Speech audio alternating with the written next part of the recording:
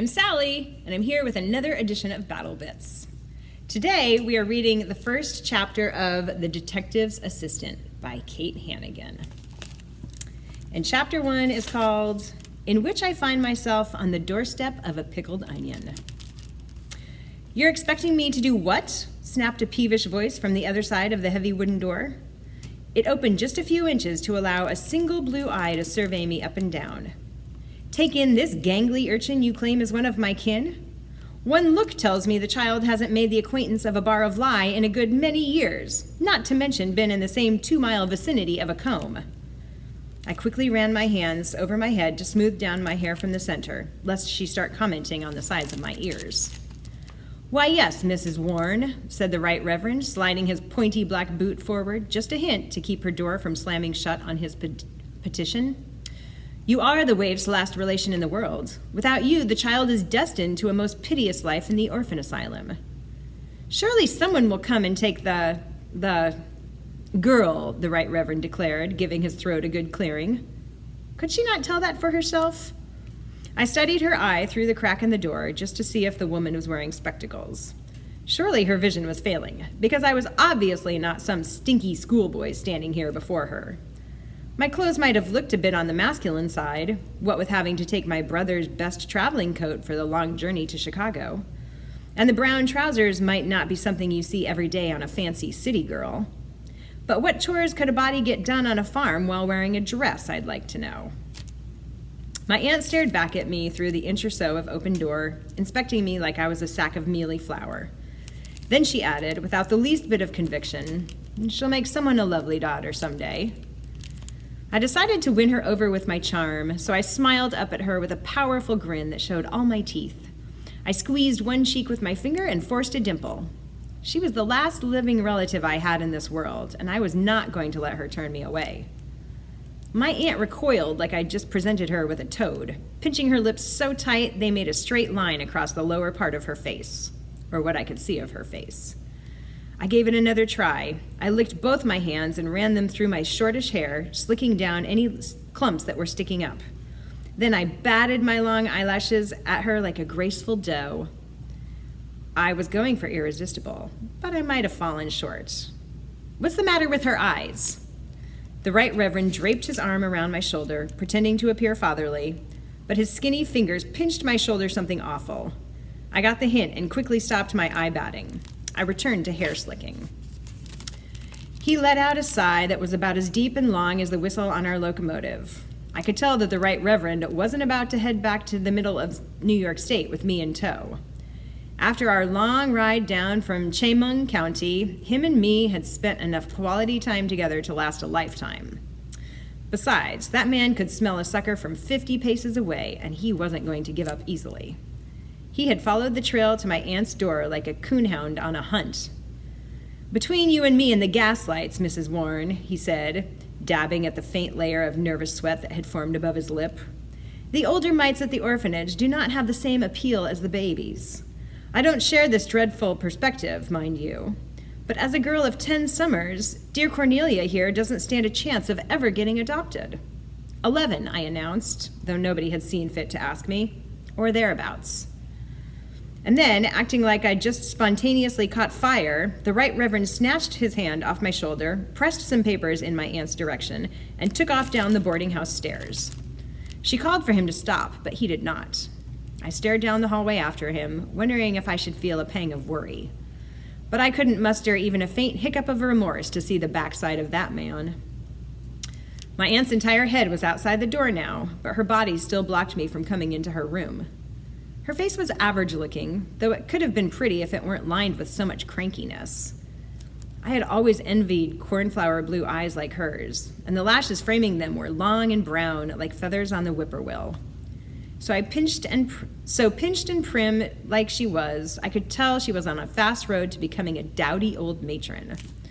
I hadn't seen enough of her teeth to be sure, but I figured her age to be about 25. I picked up the yellowish papers off the floor and held them out for her to take. She just stared at me and made no motion to invite me inside. How did you find me? She asked. Her expression was sour with a hint of bitterness, and I was immediately reminded of a pickled onion. Her mouth was pinched so tight, again, I half expected her jaw to squeak when she moved it. Right Reverend found you, ma'am, not me.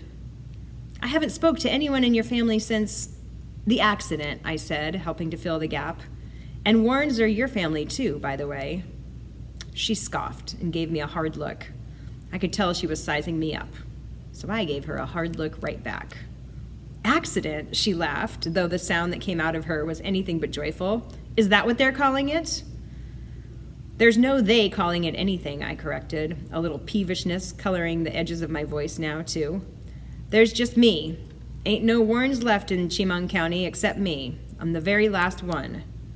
Your mother? Whooping cough. Uncle Silas? Drowned. Aunt Martha? Scalded. Your brothers? One of scarlet fever. The other? Fell off the roof last December. Died the next week. She made a little humph noise as if that satisfied her, but her eyes didn't go soft or anything, like she understood the heavy sack of sorrows I was carrying around. She just kept staring at me until I finally had to look away. My eyes were beginning to sting. I blinked real fast, but not so I'd look irresistible this time. It was because I missed everybody so much. If any one of them was still back at the farm, filling his or her lungs with deep breaths of fresh air, then I wouldn't have to be standing here right now.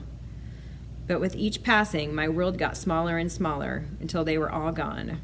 And here I was in Chicago, alone. My eyes were wet as I picked at my fingernails. And your father was the very last to go, my aunt said with a little tisk-tisk sound. Cornelius always did look after Cornelius. Tell me, how did he meet his maker? Hanged from the lawman's noose, I assume? Shot. But he wasn't doing no wrong. He was helping people, I said. Then added softly, some bad men shot him dead. It was a crime. She went silent, and I was thankful she didn't make hay about my daddy getting himself killed. I didn't know all the particulars of how it happened, but my heart told me he was pure and true. It's not your daddy's fault, you say? Her voice came so low I had to lean forward against the dark doorframe a bit, just so I'd catch it. Just like the day he killed my Matthew, his own brother, in what you call an accident? Exactly, I said, trying to match my tone to hers, low and serious. She was a pickled onion, and I wasn't about to let her intimidate me. If you'd let me explain it, you'd understand. My daddy wouldn't never hurt a fly. He didn't mean to kill your Matthew, Aunt Kitty. Don't call me that, she snapped, stepping aside and finally allowing me to leave the dismal hallway and enter her room. Her dark blue skirts rustled as she walked, and her movements were quick. I noticed she was more slender than I thought she'd be, and taller, too. I looked all around the room. It wasn't the worst boarding house I'd seen in Chicago. But then again, I'd only been in town one day. A boiled cabbage smell hung in the air downstairs in the parlor, but up here on the third floor, it wasn't so bad, just stuffy and hot. The sound of a horse's shrill whinny on the street below drifted in through an open window, but no breeze. I'm not in Chemung County anymore, Cornelia. Here in Chicago, I go by Kate. Well, don't go calling me Cornelia, I countered, pushing a lock of my stringy hair away from my eyes and tromping across the room. My boots were a few sizes too big, and they made a satisfying clip-clomp sound on her wooden floor. I let my carpet bag drop beside me and reached up to touch the angled wall above my head. This room must have been an attic once. All my friends back in New York call me Corny. The pickled onion laughed. Only it sounded joyful this time, and not, as I expected, meant to hurt my feelings. Her laugh was the bouncy kind that starts somewhere in the pit of the stomach and leaps up the body like a jackrabbit, finally coming to rest around the eyes. What arrogance, she finally said. How could Cornelia saddle you with such a dreadful name?